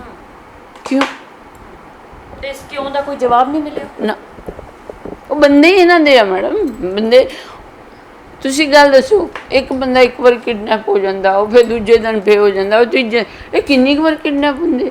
ਹੀਨੀਅਸ ਕ੍ਰਾਈਮ ਆ ਕਿਡਨੈਪਿੰਗ, ਜਿਹੜਾ ਇਹ ਲੋਕਾਂ 'ਤੇ ਝੂਠਾ ਪਾਉਂਦੇ ਆ। ਸੋ ਲੋਕੀ ਤੜਫਦੇ ਆ, ਕਚਹਿਰੀਆਂ 'ਚ ਜਾਂਦੇ ਆ, ਜੇਲ੍ਹਾਂ 'ਚ ਜਾਂਦੇ ਆ, ਥਾਣਿਆਂ 'ਚ ਫਿਰਦੇ ਆ, ਬਟ ਉਹਨਾਂ ਨੂੰ ਕੋਈ ਨਹੀਂ ਪੁੱਛਦਾ। ਇਹ ਜਿਹੜੇ ਲੋਕਾਂ ਦੀ ਤੁਸੀਂ ਗੱਲ ਕਰ ਰਹੇ ਹੋ ਜਿਨ੍ਹਾਂ ਨਾਲ ਪੁਲਿਸ ਰਲੀ ਹੋਈ ਹੈ, ਜਿਹੜਾ ਤੁਸੀਂ ਇਲਜ਼ਾਮ ਲਗਾ ਰਹੇ ਹੋ, ਇਹਨਾਂ ਲੋਕਾਂ ਨੇ ਸਿਰਫ ਤੁਹਾਡੇ ਘਰ ਦੇ ਵਿੱਚ ਡਾਕਾ ਮਾਰਨ ਦੀ ਕੋਸ਼ਿਸ਼ ਕੀਤੀ ਹੈ ਤੁਹਾਡਾ, ਕਿ ਹੋਰ ਵੀ? ਮੈਮ ਇਹਨਾਂ ਨੇ ਲਿਆ ਕੇ, ਉਹ ਜਿਹੜੇ ਇੱਕ ਗਰੋਹ ਦੇ ਇਹਨਾਂ ਨੇ ਦੇ ਘਰੇ ਰਹਿੰਦੇ ਆ ਬੰਦੇ, ਉਹ ਲਿਆ ਕੇ ਮੇਰੀ ਉੱਪਰ ਦੂਜੀ ਤੀਜੀ ਮੰਜ਼ਿਲ ਦੇ ਉੱਤੇ ਬਾੜ ਦਿੱਤੇ।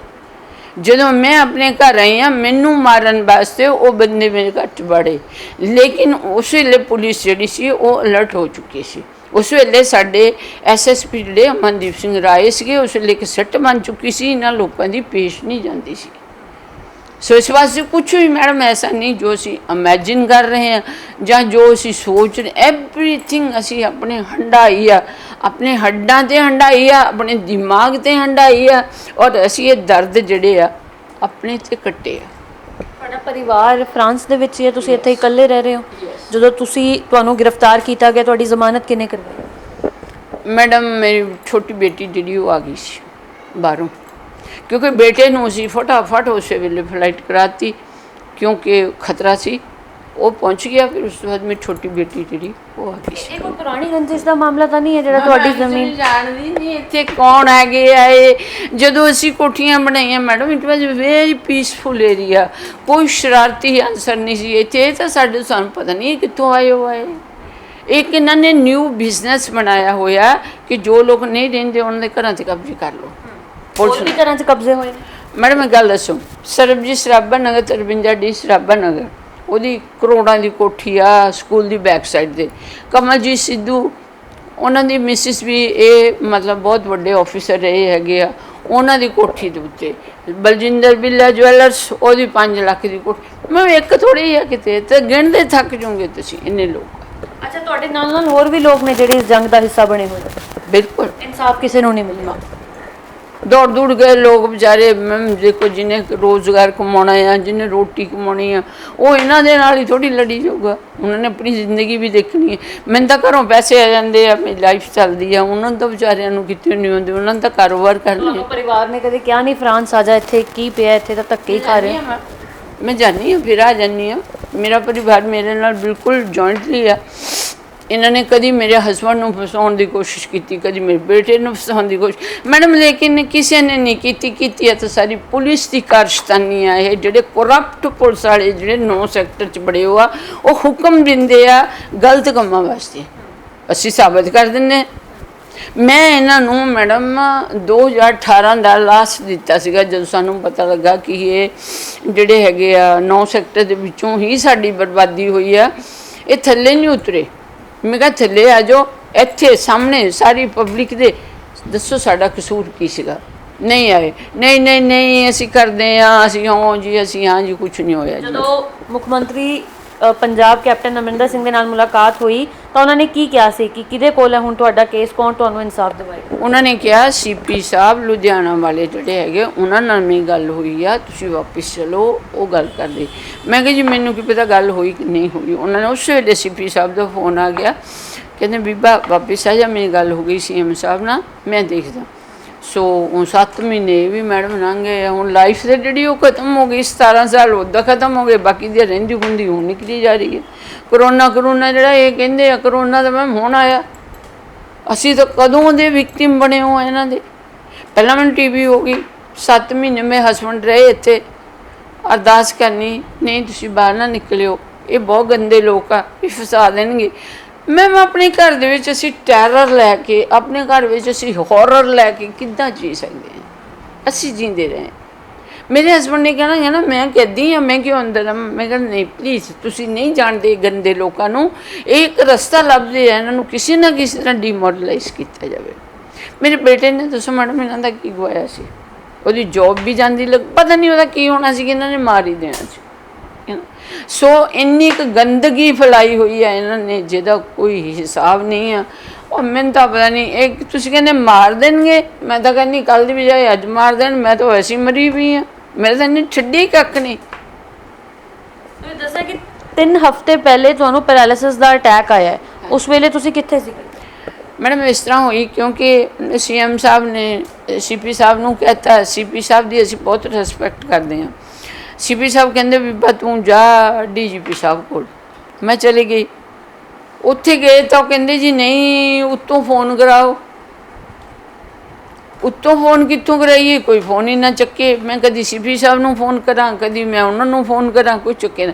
ਮੈਮ ਜਿਸ ਵੇਲੇ ਧੁੱਪ ਇੰਨੀ ਤੇਜ਼ ਪਈ, ਮੇਰੇ ਸਿਰ ਦੇ ਉੱਤੇ 1:30 ਵਜੇ ਸੀ, ਅਸੀਂ ਉੱਥੇ ਹੀ ਖੜ੍ਹੇ ਸੀ ਜਿੱਥੇ ਐਂਟਰੀਆਂ ਕਰਦੇ ਆ ਮੈਮ, ਉੱਥੇ ਮੈਨੂੰ ਅਟੈਕ ਆਇਆ। ਉਸ ਵੇਲੇ ਨਾ ਸ਼ੁਕਰ ਹੈ ਕਿ ਮੈਂ ਗੱਡੀ ਲੈ ਕੇ ਗਈ ਸੀ, ਜੇ ਮੈਂ ਬੱਸ ਬੁਸ 'ਤੇ ਹੁੰਦੀ ਫਿਰ ਕੰਮ ਖਰਾਬ ਹੋ ਜਾਣਾ ਸੀਗਾ। ਬਸ ਉੱਥੇ ਜ਼ਿਆਦਾ ਮੇਰਾ ਹੱਥ ਅਤੇ ਮੇਰੀ ਜਿਹੜੀ ਇੱਧਰ ਲੈਗ ਸੀਗੀ ਉਹ ਇਫੈਕਟ ਹੋਈ ਅਤੇ ਮੇਰੀ ਆਵਾਜ਼ ਤਾਂ ਬਿਲਕੁਲ ਬੰਦ ਹੋ ਗਈ। ਅਤੇ ਭੱਜ ਕੇ ਆ ਕੇ ਫਟਾਫਟ ਅਸੀਂ ਡਾਕਟਰ ਸਾਹਿਬ ਨੂੰ ਦਿਖਾਇਆ। ਡਾਕਟਰ ਸਾਹਿਬ ਨੇ ਫਟਾਫਟ ਇੰਜੈਕਸ਼ਨਸ ਦਿੱਤੇ। ਚਲੋ ਲੱਤ ਵੀ ਠੀਕ ਹੋ ਗਈ, ਬਾਂਹ ਵੀ ਠੀਕ ਹੈ ਜੀ। ਮੇਰੀ ਆਵਾਜ਼ ਜਿਹੜੀ ਹੈਗੀ ਹੁਣ ਥੋੜ੍ਹੀ ਬੋਲਣ ਦੇ ਵਿੱਚ ਥੋੜ੍ਹੀ ਹਲੇ ਪ੍ਰੋਬਲਮ ਹੁੰਦੀ। ਹੁਣ ਮੈਂ ਘਰ ਜਾਊਂਗੀ ਆਪਣੇ, ਉੱਥੇ ਮੈਂ ਆਪਣੇ ਡਾਕਟਰ ਨੂੰ ਦਿਖਾਊਂਗੀ, ਉੱਥੇ ਮਹੀਨਾ ਇਲਾਜ ਕਰਾ ਕੇ ਫਿਰ ਵਾਪਸ ਆਊਂਗੀ। ਇਹਨਾਂ 17 ਸਾਲਾਂ ਦੇ ਦੌਰਾਨ ਇੰਨੀਆਂ ਬਿਮਾਰੀਆਂ ਪਾਲ ਰਹੇ ਹੋ ਤੁਸੀਂ, ਇੰਨੀਆਂ ਦਿੱਕਤਾਂ ਦਾ ਸਾਹਮਣਾ ਕਰ ਰਹੇ ਹੋ, ਤੁਹਾਨੂੰ ਲੱਗਦਾ ਕਿ ਆਖਰ ਦੇ ਵਿੱਚ ਜਿੱਤ ਜਿਹੜੀ ਆ ਉਹ ਸੱਚ ਦੀ ਹੋਏਗੀ? ਆਪਣੇ ਕੇਸ ਵਿੱਚ ਤੁਹਾਨੂੰ ਇੱਦਾਂ ਲੱਗਦਾ? ਬਿਲਕੁਲ ਮੈਡਮ, ਅੱਜ ਤੱਕ ਸੱਚ ਕਦੀ ਹਾਰਿਆ ਹੀ ਨਹੀਂ। ਚਾਹੇ ਤੁਸੀਂ ਜਿੱਥੇ ਤੱਕ ਮਰਜ਼ੀ ਚੱਲੋ, ਇਹ ਜੋ ਮਰਜ਼ੀ ਕਰਦੇ ਫਿਰ now they have to come in front of me, ਕਿਉਂਕਿ ਨਾ ਕੋਈ ਇਨਕੁਆਰੀ ਆ ਨਾ ਕੋਈ ਰੌਲਾ ਆ, ਹੁਣ ਸੱਚਾਈ ਆ। ਬਸ ਫੇਸ ਟੂ ਫੇਸ ਆ ਕੇ ਮੈਨੂੰ ਜਵਾਬ ਦੇਣ ਵੀ ਤੇਰਾ ਆ ਕਸੂਰ ਆ, ਤੇ ਅਸੀਂ ਹੈਗੇ ਆ ਡਿਕਟੇਟਰ ਲੱਗੇ ਹੋਏ, ਅਸੀਂ ਜੋ ਮਰਜ਼ੀ ਕਰੀਏ, ਅਸੀਂ ਜੋ no, they are no dictator, they are all public servants and ਵੱਡੀਆਂ ਵੱਡੀਆਂ ਤਨਖਾਹਾਂ ਲੈਂਦੇ ਹੈਗੇ ਆ, ਆਰਾਮ ਨਾਲ ਕੁਰਸੀ ਦੇ ਉੱਤੇ ਅੰਦਰ ਬੈਠੇ ਹੋਏ ਆ ਮੈਡਮ। ਅਸੀਂ ਜਾ ਕੇ ਸਾਰਾ ਦਿਨ ਭੁੱਖੇ ਪਿਆਸੇ ਇਹਨਾਂ ਦੇ ਬੂਹੇ ਮੂਹਰੇ ਜਾ ਕੇ ਬੈਠੇ ਰਹਿੰਦੇ ਹੁੰਦੇ ਸੀ। ਮੈਨੂੰ ਅੱਜ ਵੀ ਯਾਦ ਹੈਗੀ ਹੈ, 10 ਵਜੇ ਜਾਣਾ, ਕਈ ਵਾਰ ਉੱਥੇ 7 ਵੱਜ ਜਾਂਦੇ ਹੁੰਦੇ ਸੀ, ਸਾਹਿਬ ਨਹੀਂ ਆਏ, ਸਾਹਿਬ ਨਹੀਂ ਆਏ, ਤਾਂ ਵੀ ਅਸੀਂ ਇੰਨੀ ਪੇਸ਼ੈਂਸ ਰੱਖੀ ਕਿ ਅਸੀਂ ਚੁੱਪਚਾਪ ਉੱਥੇ ਬੈਠੇ ਰਹਿਣਾ।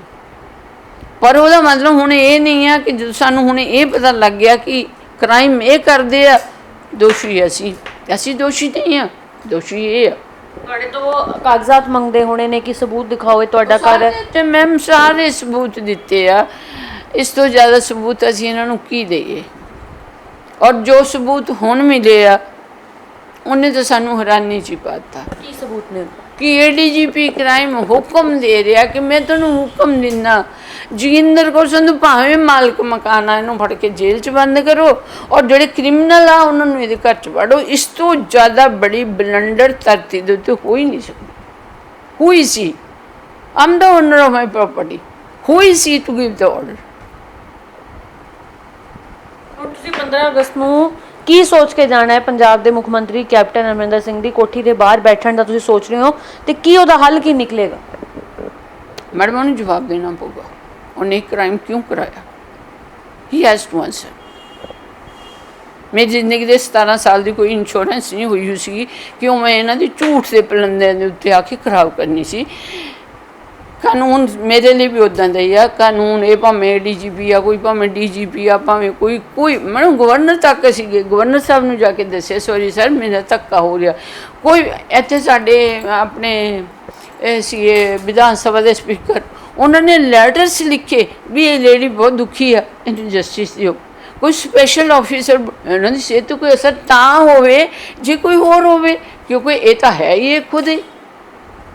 ਜੇ ਮਹਿਕਮੇ ਦੇ ਵਿੱਚ ਕਰਪਟ ਆਫਿਸਰਸ ਨੇ ਤੇ ਬਹੁਤ ਇਮਾਨਦਾਰ ਆਫਿਸਰਸ ਵੀ ਨੇ, ਜਦੋਂ ਉਹਨਾਂ ਦੇ ਨਾਲ ਤੁਹਾਡੀ ਮੁਲਾਕਾਤ ਹੁੰਦੀ ਰਹੀ ਹੈ ਤਾਂ ਉਹਨਾਂ ਨੇ ਇਨਸਾਫ ਕਿਉਂ ਨਹੀਂ ਦਵਾਇਆ? ਨਹੀਂ ਮੈਡਮ, ਉਹਨਾਂ ਨੇ ਇਨਸਾਫ ਦਵਾਇਆ। ਉਹਨਾਂ ਨੇ ਇਹਦੇ 'ਚ ਪਰਚੇ ਦਰਜ ਕੀਤੇ ਸਾਰੇ ਗਿਰੋਹ ਦੇ ਉੱਤੇ, ਔਰ ਬਿਨਾਂ ਮੈਡਮ ਇਹ ਬਾਰਡਰ ਰੇਂਜ ਦੇ ਉੱਤੇ ਫਾਈਲਾਂ ਮੰਗਦੇ ਰਹੇ, ਉਹਨਾਂ ਨੇ ਫਾਈਲਾਂ ਨਹੀਂ ਦਿੱਤੀਆਂ, ਔਰ ਉਹਨਾਂ ਨੇ ਵਨ ਸਾਈਡਡ ਕਰਕੇ ਮੈਡਮ ਅਸੀਂ ਆਈ ਵਿਲ ਸ਼ੋ ਦੈਮ ਕਿ ਇਹ ਲੋਕ ਕਿੱਦਾਂ ਧੱਕਾਸ਼ਾਹੀ ਕਰਦੇ ਰਹੇ ਆ। ਜੋ ਇਮਾਨਦਾਰ ਆਫਿਸਰ ਸੀ, ਜਿਹੜਾ SHO ਸੀ, ਜਦ ਉਹਨੇ ਮੇਰੇ ਗਹਿਣੇ ਗੁਣੇ ਸਭ ਲੁੱਟੇ, ਮੇਰੇ ਘਰ ਡਾਕਾ ਪਵਾਇਆ, ਉਹਨਾਂ ਨੇ ਉਹਦੇ ਥਾਣੇ 'ਚ ਉਹਦੇ 'ਤੇ FIR ਦਰਜ ਕੀਤੀ। ਇਹ 5 ਸਾਲ ਮੈਡਮ ਪੈਸੇ ਲੈ ਲਓ, ਰਾਜੀਨਾਮਾ ਕਰ ਲਓ, ਫਲਾਨਾ ਕਿਉਂ ਮੈਡਮ? SHO ਨੇ ਤੁਹਾਡੇ ਗਹਿਣੇ ਲੁੱਟੇ? ਅੱਛਾ, ਗਹਿਣੇ, ਕੈਸ਼, ਮੋਬਾਈਲ ਸਭ ਕੁਛ। ਤੇ ਉਹ ਮੰਨਦਾ ਸੀ ਕਿ ਮੈਡਮ ਮੰਨ ਗਿਆ। ਕਹਿੰਦਾ ਪੈਸੇ ਲੈ ਲਓ। ਮੈਂ ਕਿਹਾ ਜੀ ਮੈਂ ਨਹੀਂ ਲੈਣੇ। ਕੀ ਨਾਮ ਹੈ SHO? ਰਜੇਸ਼ ਕੁਮਾਰ। ਅੱਜ ਕੱਲ੍ਹ ਉਹਨੂੰ DSP ਬਣਾਇਆ, ਪਤਾ ਨਹੀਂ ਮੋਗੇ ਲਾਇਆ ਕਿ ਜਗਰਾਉਂ ਲਾਇਆ ਹੋਇਆ। ਮੈਡਮ ਉਹ ਕਮਿਸ਼ਨਰ ਸਾਹਿਬ ਨੂੰ ਵੀ ਪਤਾ, ਉਹ DGP ਸਾਹਿਬ ਨੂੰ ਵੀ ਪਤਾ, ਨਵੇਂ DGP ਸਾਹਿਬ ਦਾ ਮੈਨੂੰ ਪਤਾ ਨਹੀਂ ਹੈ, ਜਿਹੜੇ ਪਹਿਲਾਂ ਸੀਗੇ ਉਹ ਸਭ ਨੂੰ ਪਤਾ ਸੀਗਾ ਜੀ। ਸੋ ਇਸ ਵਾਸਤੇ ਹੁਣ ਕੋਈ ਐਸਾ ਨੈਕਸਟ ਸਟੈਪ ਰਹਿ ਨਹੀਂ ਗਿਆ ਜਿਹੜਾ ਅਸੀਂ ਲਈਏ, ਬਟ ਜਵਾਬ ਤਾਂ ਅਸੀਂ CM ਸਾਹਿਬ ਤੋਂ ਜ਼ਰੂਰ ਲਵਾਂਗੇ ਔਰ ਉਹਨੂੰ ਦੇਣਾ ਪਊਗਾ। ਅਕਸਰ ਅਸੀਂ ਦੇਖਦੇ ਹਾਂ ਕਿ ਜਦੋਂ ਅਜਿਹੀਆਂ ਲੁੱਟਾਂ ਹੁੰਦੀਆਂ ਨੇ ਤਾਂ ਮਹਿਕਮਾ ਜਿਹੜਾ ਹੈ, ਜਿਹੜੇ ਪੰਜਾਬ ਪੁਲਿਸ ਦੇ ਮੁਲਾਜ਼ਮ ਨੇ, ਉਹ ਚੋਰ ਨੂੰ ਫੜਨ ਦੀ ਕੋਸ਼ਿਸ਼ ਕਰਦੇ ਨੇ, ਇਨਸਾਫ ਦਿਵਾਉਣ ਦੀ ਕੋਸ਼ਿਸ਼ ਕਰ ਰਹੇ। ਤੇ ਤੁਸੀਂ ਇਲਜ਼ਾਮ ਲਗਾ ਰਹੇ ਹੋ ਕਿ ਲੁੱਟ ਹੀ SHO ਨੇ ਕੀਤੀ ਹੈ, ਤੁਹਾਡੇ ਗਹਿਣੇ ਲੁੱਟੇ ਨੇ, ਤੁਹਾਡੇ ਘਰੇ ਆ ਕੇ ਡਾਕਾ ਮਾਰਿਆ। ਮੈਡਮ ਜਦ ਕੋਈ ਤੁਹਾਡੇ ਸਾਹਮਣੇ ਖੜਾ ਹੋਵੇ ਕਦੇ ਵੀ ਹਾਂ ਵੀ ਆਪਣੇ ਗਹਿਣੇ ਲਾ ਦਿਓ, ਤੁਸੀਂ ਲਾ ਦਿਓ, ਤੁਹਾਡੇ ਬੈਗ ਦੇ ਵਿੱਚੋਂ ਆਪੇ ਕੈਸ਼ ਕੱਢਦਾ, ਤੁਹਾਡੇ ਹੱਥੋਂ ਮੋਬਾਈਲ ਫੜਦਾ, ਮੈਡਮ ਇਹ ਕੋਈ ਸ਼ੱਕ ਤਾਂ ਨਹੀਂ ਰਹਿ ਜਾਂਦੀ। ਔਰ ਫਿਰ ਉਹ ਫੜਿਆ ਜਾਂਦਾ। ਸਾਡੇ DSP ਸਾਹਿਬ ਖੁਦ ਸਾਰੀ ਗੱਲ ਦੇ ਪੂਰਾ ਥੋਰੋ ਇਨਵੈਸਟੀਗੇਸ਼ਨ ਤੋਂ ਬਾਅਦ ਪੜ੍ਹ ਲੈਂਦੇ, ਫਿਰ ਕਹਿੰਦੇ ਆ ਪੈਸੇ ਲੈ ਲਓ ਜੀ ਇਹਨੂੰ ਛੱਡ ਦਿਓ, ਪੈਸੇ ਲੈ ਲਓ ਜੀ ਇਹਨੂੰ ਛੱਡ ਦਿਓ। ਫਿਰ ਇਨਕੁਆਰੀਆਂ ਕੋ ਲੱਦਾ ਕੋਠੀ ਲੈ ਜਾਂਦਾ, ਕੋਈ ਕਿਤੇ ਲੈ ਜਾਂਦਾ। 5 ਸਾਲ ਉਹਦੀਆਂ ਇਨਕੁਆਰੀਆਂ ਬਹੁਤ ਮੈਮ ਇਸੇ ਨਿਊ ਸੈਂਸ ਜਿਹਨੂੰ ਆਪਾਂ ਕਹਿ ਸਕਦੇ ਹਾਂ। ਕੋਈ ਇਹ ਦੇਖੋ, ਮੇਰੀ ਇਹਨਾਂ ਨੇ ਗੱਡੀ ਚੋਰੀ ਕੀਤੀ ਮਾਰਚ 2007 ਵਿੱਚ। ਜਦੋਂ ਮੈਂ ਵਾਪਸ ਆਈ, ਮੇਰੀ ਗੱਡੀ ਹੈ ਨਾ ਦੇਖਿਆ, ਰੋਜ਼ ਜਾਣਾ, SSP ਸਾਹਿਬ ਪਲੀਜ਼ ਮੇਰੀ ਗੱਡੀ ਮਿਸਯੂਜ਼ ਹੋ ਜੂਗੀ, SSP ਸਾਹਿਬ ਪਲੀਜ਼। 3 ਮਹੀਨੇ ਲੰਘ ਗਏ। 3 ਮਹੀਨੇ ਬਾਅਦ ਮੈਡਮ ਗੱਡੀ ਲਿਆ ਕੇ ਮੇਰੀ ਬਾਹਰ ਮੇਰੇ ਘਰ ਦੇ ਬਾਹਰ ਖੜੀ ਕਰ ਗਏ, ਬਿਨਾਂ ਕੋਈ ਲਿਖਤ ਪੜ੍ਹ, ਬਿਨਾਂ ਕੁਛ। 2007 'ਚ ਗੱਡੀ ਚੋਂ 2010 ਪਰਚਾ ਦਰਜ ਹੋਇਆ। 2013 'ਚ ਉਹਦਾ ਚਲਾਨ ਪੇਸ਼ ਕੀਤਾ। ਲੈ ਲਓ ਤੁਸੀਂ ਕਿੱਥੋਂ ਜਸਟਿਸ ਦਿੰਦੇ ਹੋ। ਮੇਰੀ ਕੋਠੀ 'ਤੇ ਕਬਜ਼ਾ ਕੀਤਾ 2005 'ਚ, ਪਰਚਾ ਦਰਜ ਹੁੰਦਾ 2010 'ਚ। ਚਲਾਨ ਪੇਸ਼ ਹੁੰਦਾ 2014 ਵਿੱਚ। ਇਹ ਕਿਹੜਾ ਕਾਨੂੰਨ ਆ ਮੈਮ? ਸਾਨੂੰ ਇਹ ਇੰਨਾ ਕੁ ਲਟਕਾਉਂਦੇ ਰਹੇ ਕਿ ਬੰਦਾ ਵੈਸੇ ਹੀ ਤੜਫ ਕੇ ਮਰ ਜਾਂਦਾ। ਤੇ ਤੁਹਾਨੂੰ ਲੱਗਦਾ ਕਿ ਤੁਹਾਨੂੰ ਇਹ ਤਰੀਕ ਨਰੇਟ ਕਰਨੀ ਪਏਗੀ ਆਉਣ ਵਾਲੇ ਸਮੇਂ ਦੇ ਵਿੱਚ ਕਿ ਇਨਸਾਫ ਮਿਲਿਆ 2019 ਚ? ਮੈਮ ਉਹ ਤਾਂ ऑफिशियल प्रूफ है, मैं नहीं कह रही, ऑफिशियल प्रूफ। FIRs भी, कंप्लेंट्स भी, सब कुछ। साढ़े IG NRI उदों गोपी दिओ मैम हुंदे सी, उन्होंने थोरो इन्वेस्टिगेशन तो बाद परचा दर्ज किया। चलो अफसर तो बदलते रहंदे, उन्होंने भी बदली होगी। इन्होंने ले जाके ਜਿਹੜੇ क्रिमिनल मेरे घर च वाड़े सी उन्होंने कोल बिठा के परचा कैंसल करता। करी जान दो, कोई बात नहीं। ਕਿਹਨੇ ਕੈਨਸਲ ਕਰਾਇਆ? मैम जिन्होंने लुट्टां खोहां कीतियां, जिन्होंने ग्रैबिंग करनी सी, ठीक है ना। ये तो वो जी पुलिस वाली सी ਉਹਦੇ ਤੇ खुद ही परचा दर्ज सी उत्ते। ये तो ADGP क्राइम नूं चाहीदा सी कि वो मेरी फाइल ਉਹਨੂੰ क्यों दे रहे, ठीक है ना। हुण पता लग्या कि ADGP क्राइम ही सब कुछ कराउंदा सी। इस वास्ते और ਜਿਹੜਾ भी कोई करप्ट तो करप्ट पुलिस वाला सी ਉਹਦੇ हथ फाइल फड़ा दी जाती सी भी तू कर ले। सो इस वास्ते मैं जिथे जिथे तक असी भजे हाँ, जिन्ना कुछ असी कीता, क्योंकि असी लॉफुली चलते रहे कि शायद इत्थे डेमोक्रेसी आ। नहीं नहीं नहीं, सुनवाई जरूर होगी। मैडम एक गल दसो, मैं मुक्तसर साहब नहीं देखा, मेरे तो उत्थे पर्चा दर्ज कर दिता। क्यों किया? कहते लुधियाना पुलिस ने हुण इहदे ते कोई पर्चा नहीं दर्ज करना, इनू उधर चक के लै जाओ, चक के लै जाओ मैम, तो उधरों फिर वापस ही नहीं आउण देवांगे। इन्होंने प्रोग्राम बना लिया। लेकिन मैनू उदों TB होई सी, मैनू 104 बुखार ही चढ़िया रहिंदा सी। मैं दवाई लैण गई, जद हूँ इन्हां दी डेट जिहड़ी सीगी वो बेकार चली गई। मैं जाके सुखबीर बादल नूं मिली, मैं कहा देखो बाल साहब, मैं एक एरिया ही नहीं देखिया, वट नॉनसेंस उत्थे दी पुलिस की करदी फिरदी। चलो है नहीं वे बाद विच ओहदी इनकुआयरी हुई, झूठ सारा ही झूठ। हुण इन्हां नूं मैं ये कहनी आ भी उन्हां ते पर्चा क्यों नहीं दर्ज करदे? वाई?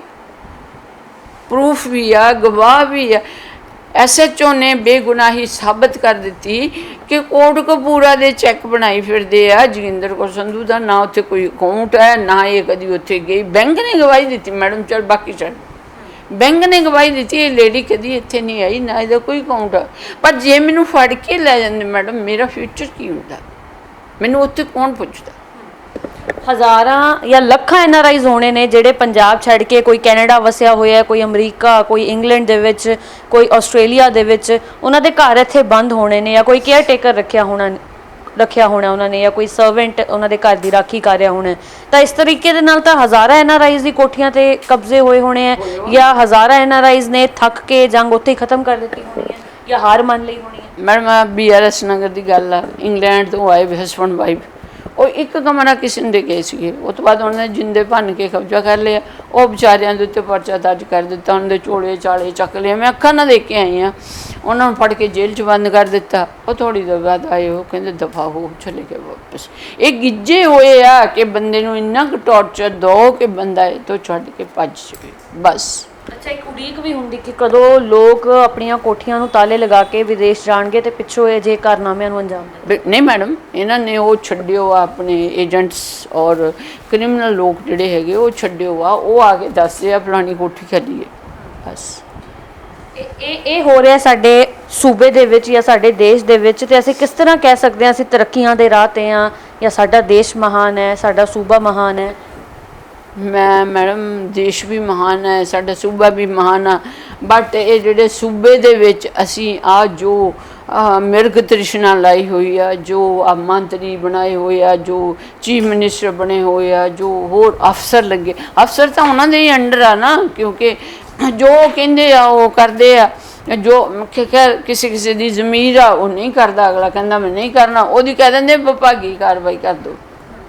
ਇਹ 17 ਸਾਲ ਦਾ ਜਿਹੜਾ ਤੁਹਾਡਾ ਸਫ਼ਰ ਰਿਹਾ ਹੈ, ਇੰਨਾ ਔਖਾ ਸਫ਼ਰ ਰਿਹਾ, ਇਸ ਦੌਰਾਨ ਤੁਹਾਡਾ ਨੁਕਸਾਨ, ਆਰਥਿਕ ਨੁਕਸਾਨ ਕਿੰਨਾ ਕੁ ਹੋਇਆ? ਮੈਂਟਲੀ ਤਾਂ ਜਿਹੜੇ ਤੁਸੀਂ ਪਰੇਸ਼ਾਨ ਹੋਏ ਹੋ, ਜਿਹੜੇ ਤੁਸੀਂ ਇੰਨਾ ਹਰਾਸ ਕੀਤਾ, ਤੁਹਾਨੂੰ ਤੁਸੀਂ ਇੰਨੀਆਂ ਤਕਲੀਫਾਂ ਵੀ ਲਾ ਲੀਆਂ, ਕਿੰਨਾ ਖਰਚਾ? ਕਰੋੜਾਂ ਦਾ ਮੈਮ, ਕਰੋੜਾਂ, ਵੀ ਨੈਵਰ ਕਾਊਂਟ ਕਿ ਕਿੰਨਾ ਹੋਇਆ, ਬਹੁਤ ਜ਼ਿਆਦਾ। ਪਰ ਅਸੀਂ ਕਦੀ ਕਿਸੇ ਤੋਂ ਹੈਲਪ ਨਹੀਂ ਲਈ, ਅਸੀਂ ਕਦੀ ਕਿਸੇ ਦੇ ਘਰ ਨਹੀਂ ਗਏ। ਅਸੀਂ ਜੋ ਵੀ ਕੀਤਾ ਐਡਵੋਕੇਟਸ ਦੇ ਥਰੂ ਕੀਤਾ, ਮੇਰਾ advocate Surinderpal Kanda Ludhiana is a very honest advocate. ਉਹਨੂੰ 4 ਲੱਖ ਦੀ ਆਫਰ ਹੋਈ, ਉਹਨੂੰ ਪਲਾਟ ਦੀ ਆਫਰ, ਉਹ ਕਹਿੰਦਾ ਨੋ, ਜਸਟਿਸ ਇਜ਼ ਜਸਟਿਸ। ਜੱਜਿਸ ਕਈ ਇੰਨੇ ਅੱਛੇ ਮਿਲੇ ਜਿਨ੍ਹਾਂ ਨੇ ਇਸ ਚੀਜ਼ ਨੂੰ ਥੋਰੋਲੀ ਸਟੱਡੀ ਕੀਤਾ।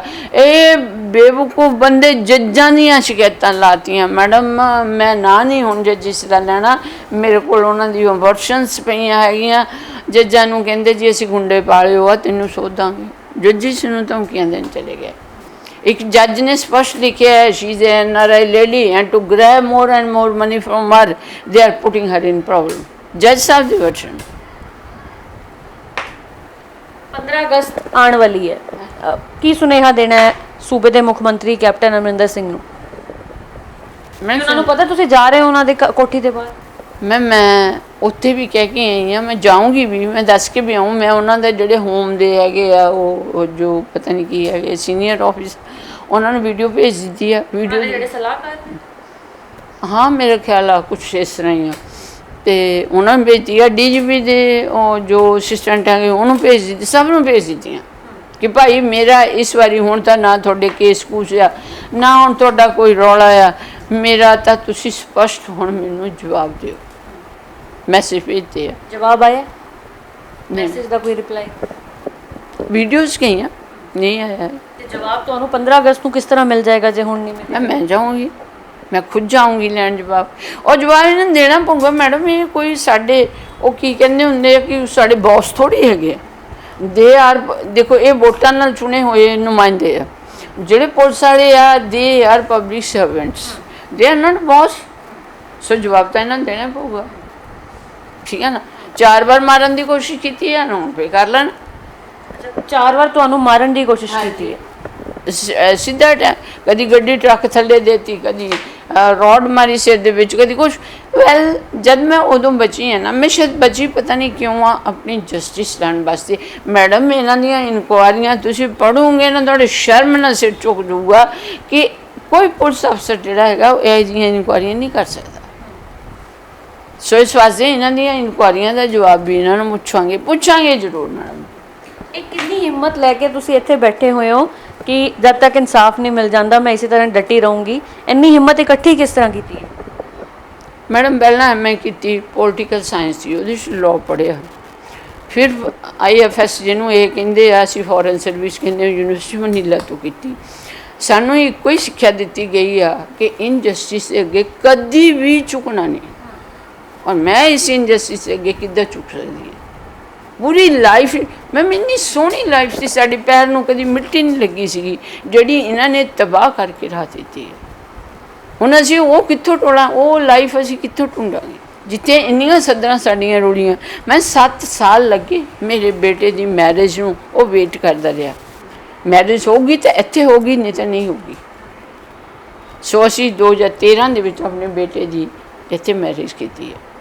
ਕਿਉਂ ਇਹ ਸਭ ਕਿਉਂ? ਕਾਹਦੇ ਲਈ ਮੈਡਮ? ਇਹ ਕੋਠੀਆਂ ਕਾਠੀਆਂ ਮੈਨੂੰ ਤਾਂ ਇਹ ਨਹੀਂ ਸਮਝ ਆਉਂਦੀ ਕਿ ਮਰਨ ਲੱਗਿਆ ਨੇ ਇਹਨਾਂ ਨੇ ਨਾਲ ਲੈ ਜਾਣੀਆਂ। ਜੇ ਲੈ ਜਾਣੀਆਂ ਤਾਂ ਮੈਨੂੰ ਦੱਸ ਦੇਣ, ਮੈਂ ਲਿਖ ਕੇ ਦੇ ਦੇਣ, ਮੈਂ ਤਾਂ ਚਲੀ ਜਾਊਂਗੀ, ਫਿਰ ਹੀ ਮੈਨੂੰ ਲੋੜ। ਹੋ ਸਕਦਾ ਹੈ ਕਿ ਇਹ ਜਿਸ ਤਰ੍ਹਾਂ ਤੁਸੀਂ ਇਸ ਜੰਗ ਦੀ ਸ਼ੁਰੂਆਤ ਕੀਤੀ ਹੈ ਤੇ ਤੁਸੀਂ ਇਨਸਾਫ ਲਏ ਬਿਨਾਂ ਨਹੀਂ ਹਟਣਾ, ਹੋ ਸਕਦਾ ਹੈ ਸ਼ਾਇਦ ਤੁਹਾਡੀ ਇਸ ਹਿੰਮਤ ਨੂੰ ਦੇਖ ਕੇ ਜਿਹੜੀਆਂ ਅਨਲੌਫੁਲ ਐਕਟੀਵਿਟੀਜ਼ ਹੁੰਦੀਆਂ ਨੇ ਇਹਨਾਂ 'ਤੇ ਨੱਥ ਪਵੇ। ਮੈਡਮ ਦੇਖੋ, ਸੋਚ ਤਾਂ ਇਹਨਾਂ ਨੂੰ ਪਈ ਹੋਊਗਾ ਕਿ ਅਸੀਂ ਕੀ ਜਵਾਬ ਦਈਏ, ਬਟ ਜਿਹੜੇ ਜੀਨੀਅਸ ਆਫਿਸਰਸ ਹੈ, we are proud on them. ਭਾਵੇਂ ਉਹਨਾਂ ਨੂੰ ਹੈਲਪਲੈਸ ਕਰਤਾ ਇਹਨਾਂ ਨੇ, ਬਟ ਉਹ ਵੀ ਸੱਚ ਲਿਖਿਆ। ਸਨੇਹਦੀਪ ਸ਼ਰਮਾ ਜੀ ਦੀ ਤੁਸੀਂ ਕੋਰਟ ਦੇ ਹੁਕਮਾਂ ਨਾਲ ਹੋਈ ਇਨਕੁਆਇਰੀ ਪੜ੍ਹ ਲਓ। ਸਪਸ਼ਟ ਲਿਖਿਆ ਕਿ ਥਾਣੇਦਾਰ ਕਿੰਨਾ ਕਰਪਟ ਹੈਗਾ, ਔਰ ਇਹ ਜੋਗਿੰਦਰ ਕੌਰ ਸੰਧੂ ਦੇ ਬੇਟੇ ਨੂੰ ਫਸਾ ਕੇ ਮੋਟੀ ਰਕਮ ਖਾਣ ਦੇ ਚੱਕਰ 'ਚ ਸੀ। ਸਪਸ਼ਟ ਲਿਖਿਆ ਹੈ, ਉਹਦੀ ਇਨਕੁਆਇਰੀ 7-8 ਪੇਜ ਦੀ ਪਈ ਹੈ। ਸੋ ਜਿਹੜੇ ਅੱਛੇ ਆਫਿਸਰਸ ਹੈ ਸਾਡੇ ਇੱਥੇ, ਜਿਹੜੇ SSP ਰਹੇ ਆ ਔਰ ਜਿਹੜੇ ਕਮਿਸ਼ਨਰ ਵੀ ਰਹੇ ਆ, ਦੇ ਆਰ ਆਲ ਨਾਈਸ। ਪਰ ਉਹਨਾਂ ਨੂੰ ਮੈਡਮ ਡੰਮੀ ਬਣਾਤਾ ਇਹਨਾਂ ਨੇ, ਲੁਧਿਆਣਾ ਪੁਲਿਸ ਨੂੰ ਡੰਮੀ ਬਣਾਤਾ ਇਹਨਾਂ ਨੇ। ਤੁਸੀਂ ਦੱਸੋ ਰੋਪੜ ਕੀ ਕੰਮ ਆ ਸਾਡਾ? ਤੁਸੀਂ ਦੱਸੋ ਫਤਿਹਗੜ੍ਹ ਸਾਹਿਬ ਸਾਡਾ ਕੀ ਕੰਮ ਆ? ਉਹ ਬਾਰਡਰ ਰੇਂਜ ਦੇ ਉੱਤੇ ਸਾਡਾ ਕੀ ਕੰਮ? ਚੱਲ ਠੀਕ ਹੈ, ਜਿਹੜੀਆਂ ਇਹਨਾਂ ਨੇ ਇਨਕੁਆਇਰੀਆਂ ਕੀਤੀਆਂ ਮੈਨੂੰ ਉਹਦਾ ਹੀ ਜਵਾਬ ਦੇ ਦੇਣ, ਸਾਰੀਆਂ ਝੂਠੀਆਂ। ਖੈਰ ਉਹ ਤਾਂ ਅਸੀਂ ਲੇਟਰ ਔਨ ਜੋ ਇਹਨਾਂ ਨੇ ਕੀਤਾ ਹੈ ਉਹ ਤਾਂ ਕੋਰਟ ਦੇਖੂਗੀ, ਬਟ ਜੋ ਇਹਨਾਂ ਨੇ ਇੱਥੇ ਕੀਤਾ ਆ ਉਹ ਸੀਐਮ ਦੇਖੂਗਾ, ਜਾਂ ਕਹਿ ਦੇਵੇ ਭਾਈ ਮੈਂ ਛੁੱਟੀ ਦਿੱਤੀ ਹੋਇਆ ਇਹਨਾਂ ਨੂੰ ਵੀ ਲੁੱਟ ਲਓ, ਫਿਰ ਆਪਾਂ ਚੁੱਪ ਕਰ ਜਾਂਦੇ। ਸੀਐਮ ਸਾਹਿਬ ਨੇ ਤਾਂ 2005 ਤੋਂ ਤੁਹਾਨੂੰ ਕਿਹਾ ਹੋਇਆ ਇਨਸਾਫ ਮਿਲੇਗਾ, 2020 ਆ ਗਈ ਹੈ। ਮੈਡਮ ਮੈਂ ਇੰਨਾ ਜ਼ਿਆਦਾ ਪਰੇਸ਼ਾਨ ਸੀ, ਮੈਂ ਜਦੋਂ ਬੋਲਣਾ ਇਹਨਾਂ ਨੇ ਮੇਰੇ 'ਤੇ ਸਵੇਰ ਤੱਕ ਪਰਚਾ ਦਰਜ ਕਰ ਦੇਣਾ, ਉਹਦੇ 'ਚ ਜ਼ਮਾਨਤ ਕਰਾਉਣੀ, ਦੂਜੇ ਦਿਨ ਦੂਜਾ ਕਰ ਦੇਣਾ, ਉਹਦੇ 'ਚ ਜ਼ਮਾਨਤ ਕਰਾਉਣੀ, ਤੀਜੇ ਦਿਨ ਤੀਜਾ, ਕਿਉਂਕਿ ਇਹ ਬਹੁਤ ਸਾਰਾ ਗਿਰੋਹ ਇਕੱਠਾ ਹੋਇਆ ਸੀਗਾ। ਮੈਂ ਇਕੱਲੀ ਸੀ। ਸਰਬਜੀਤ ਦੀ ਡੈਥ ਹੋਣ ਤੋਂ ਬਾਅਦ ਉਹ 16 ਬੰਦੇ ਵਾਲਾ ਕੇਸ ਜਿਹੜਾ ਸੀਗਾ ਉਹ ਵੀ ਖੂਹ 'ਚ ਚਲਾ ਗਿਆ। ਸੋ ਇੰਨਾ ਜ਼ਿਆਦਾ ਇੰਨੀ ਕਮੀਨਗੀ ਕਿ ਇੱਕ ਕਿਡਨੈਪ ਹੋ ਜਾਂਦੇ ਆ। ਇਹਨਾਂ ਮੈਡਮ ਉਹ ਇੱਕ ਹੋਰ ਬਹੁਤ ਮਤਲਬ ਗੱਲ ਹੈ, ਪਹਿਲਾਂ ਤਾਂ ਉਹ ਬੰਦਾ ਕਿਡਨੈਪ ਹੋ ਗਿਆ, ਬਾਅਦ ਵਿੱਚ ਜਦੋਂ ਦੇਖਿਆ ਵੀ ਅਸੀਂ ਹਾਰਨ ਲੱਗੇ ਆ, ਕਹਿੰਦਾ ਮੇਰਾ ਸਾਲਾ ਕਿਡਨੈਪ ਹੋ ਗਿਆ, ਸਾਨੂੰ ਸ਼ੱਕ ਹੈ ਜੋਗਿੰਦਰ ਕੌਰ ਸੰਧੂ ਨੇ ਕੀਤਾ।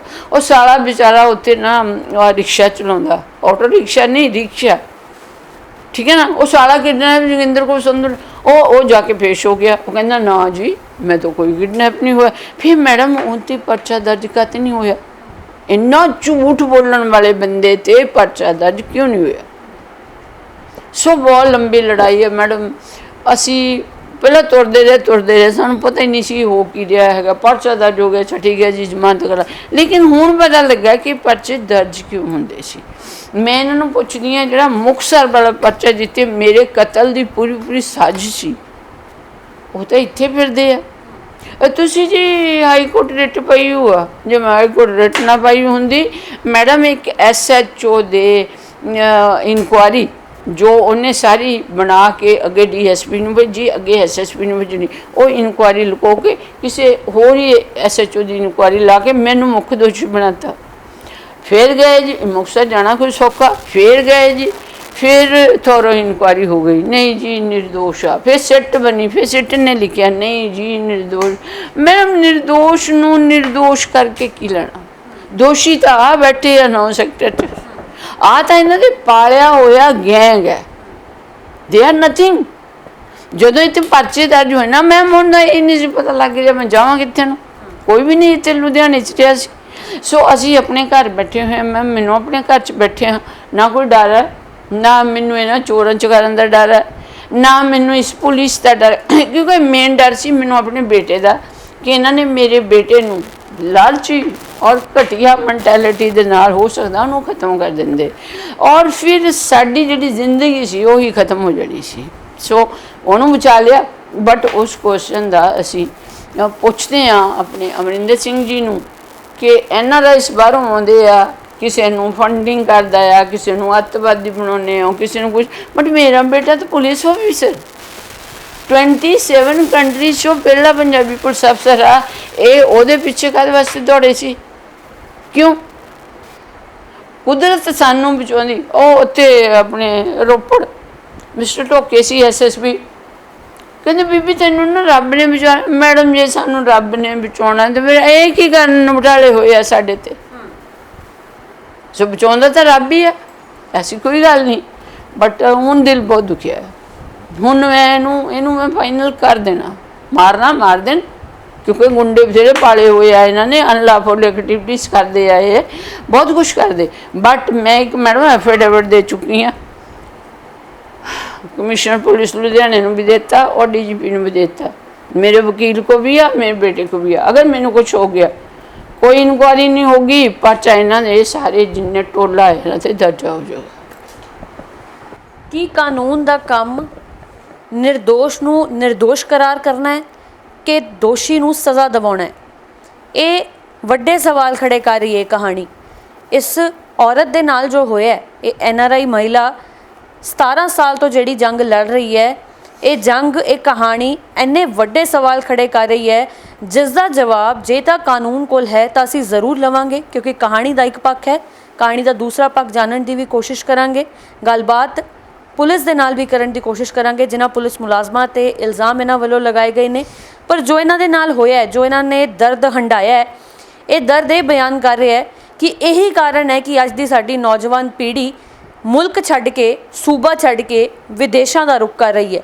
ਜੋ ਇੱਥੇ ਹੋ ਰਿਹਾ ਹੈ, ਜੋ ਇੰਨੀਆਂ ਅਨਲੌਫੁਲ ਐਕਟੀਵਿਟੀਜ਼ ਹੋ ਰਹੀਆਂ ਲੋਕਾਂ ਦੇ ਨਾਲ, ਅਤੇ ਉਸ ਤੋਂ ਬਾਅਦ ਇਨਸਾਫ ਵੀ ਨਹੀਂ ਮਿਲਦਾ। ਅਤੇ ਜੇ ਲੋਕ ਸੂਬਾ ਛੱਡ ਕੇ ਬਾਹਰ ਨਾ ਜਾਣ, ਦੇਸ਼ ਛੱਡ ਕੇ ਬਾਹਰ ਨਾ ਜਾਣ ਤਾਂ ਕਿੱਥੇ ਜਾਣ? ਜੇ ਦੇਸ਼ ਇੰਨਾ ਚੰਗਾ ਹੋਵੇ, ਜੇ ਸਾਡਾ ਸਿਸਟਮ ਇੰਨਾ ਚੰਗਾ ਹੋਵੇ ਤਾਂ ਇੱਥੇ ਹਰ ਕੋਈ ਕਿਉਂ ਨਾ ਵਸੇ, ਸੁਖੀ ਕਿਉਂ ਨਾ ਵਸੇ? ਪਰ ਹੈਰਾਨਗੀ ਹੋਈ ਇਹ ਕਹਾਣੀ ਸੁਣ ਕੇ। ਅਸੀਂ ਜਵਾਬ ਜਾਣਨ ਦੀ ਵੀ ਜ਼ਰੂਰ ਕੋਸ਼ਿਸ਼ ਕਰਾਂਗੇ ਤੇ ਅਸੀਂ ਇਹ ਵੀ ਉਮੀਦ ਕਰਾਂਗੇ ਕਿ 15 ਅਗਸਤ ਨੂੰ ਇਨਸਾਫ ਮੰਗਣ ਦੇ ਲਈ ਮੈਡਮ ਸੂਬੇ ਦੇ ਮੁੱਖ ਮੰਤਰੀ ਕੈਪਟਨ ਅਮਰਿੰਦਰ ਸਿੰਘ ਦੀ ਕੋਠੀ ਦੇ ਬਾਹਰ ਜਾਣਗੇ, ਉਹਨਾਂ ਦੇ ਨਾਲ ਮਿਲਣ ਦੀ ਕੋਸ਼ਿਸ਼ ਕਰਨਗੇ। ਜੇ ਤਾਂ ਮਿਲਣ ਦਿੱਤਾ ਗਿਆ ਤਾਂ ਜਵਾਬ ਲੈਣ ਦੀ ਕੋਸ਼ਿਸ਼ ਕਰਨਗੇ। ਤਾਂ ਹੁਣ ਇਹ ਦੇਖਣਾ ਹੋਏਗਾ ਕਿ ਇਹਨਾਂ ਨੂੰ ਇਨਸਾਫ ਮਿਲਦਾ ਹੈ ਜਾਂ ਨਹੀਂ ਮਿਲਦਾ, ਕਿਉਂਕਿ ਅਸੀਂ ਤਾਂ ਹੁਣ ਤੱਕ ਇਹੀ ਸੁਣਿਆ ਹੈ ਕਿ ਅੰਤ ਵਿੱਚ ਜਿੱਤ ਹਮੇਸ਼ਾ ਸੱਚ ਦੀ ਹੁੰਦੀ ਹੈ। ਜੋਗਿੰਦਰ ਕੌਰ ਸੰਧੂ ਵਾਲੇ ਮੈਟਰ ਤੇ ਦੇ ਦਿਓ ਮਾੜਾ ਜਿਹਾ ਕੁਝ ਦੱਸ ਦਿਓ। ਕੀ ਮੈਂ ਤੁਹਾਨੂੰ ਦੱਸਤਾ ਜੀ, ਮੈਨੂੰ ਪਤਾ ਹੀ ਨਹੀਂ ਕੀ ਕਿਹਾ ਕੀ ਨਹੀਂ ਹੈ। ਜੋ ਕਿਹਾ ਉਹ ਵੈਰੀਫਾਈ ਹੋ ਜਾਊਗਾ, ਤਸਦੀਕ ਹੋ ਜਾਊਗੀ। 17 ਸਾਲ ਪਹਿਲੇ ਸਰ ਜਿਹੜੀ ਉਹਨਾਂ ਦੀ ਪ੍ਰਾਪਰਟੀ ਤੇ ਕਬਜ਼ਾ ਹੋਇਆ ਸੀ ਉਹਦੇ ਰਿਗਾਰਡਿੰਗ ਹੈ। ਮੈਂ ਜਿਹੜੀ ਤੁਹਾਨੂੰ ਗੱਲ ਕਹਿ ਰਿਹਾ ਜੀ, ਜਿਹੜੀ ਉਹਨਾਂ ਨੇ ਗੱਲ ਕਹੀ ਉਹ ਵੈਰੀਫਾਈ ਹੋ ਜਾਊਗੀ, ਤਸਦੀਕ ਹੋ ਜਾਊਗੀ।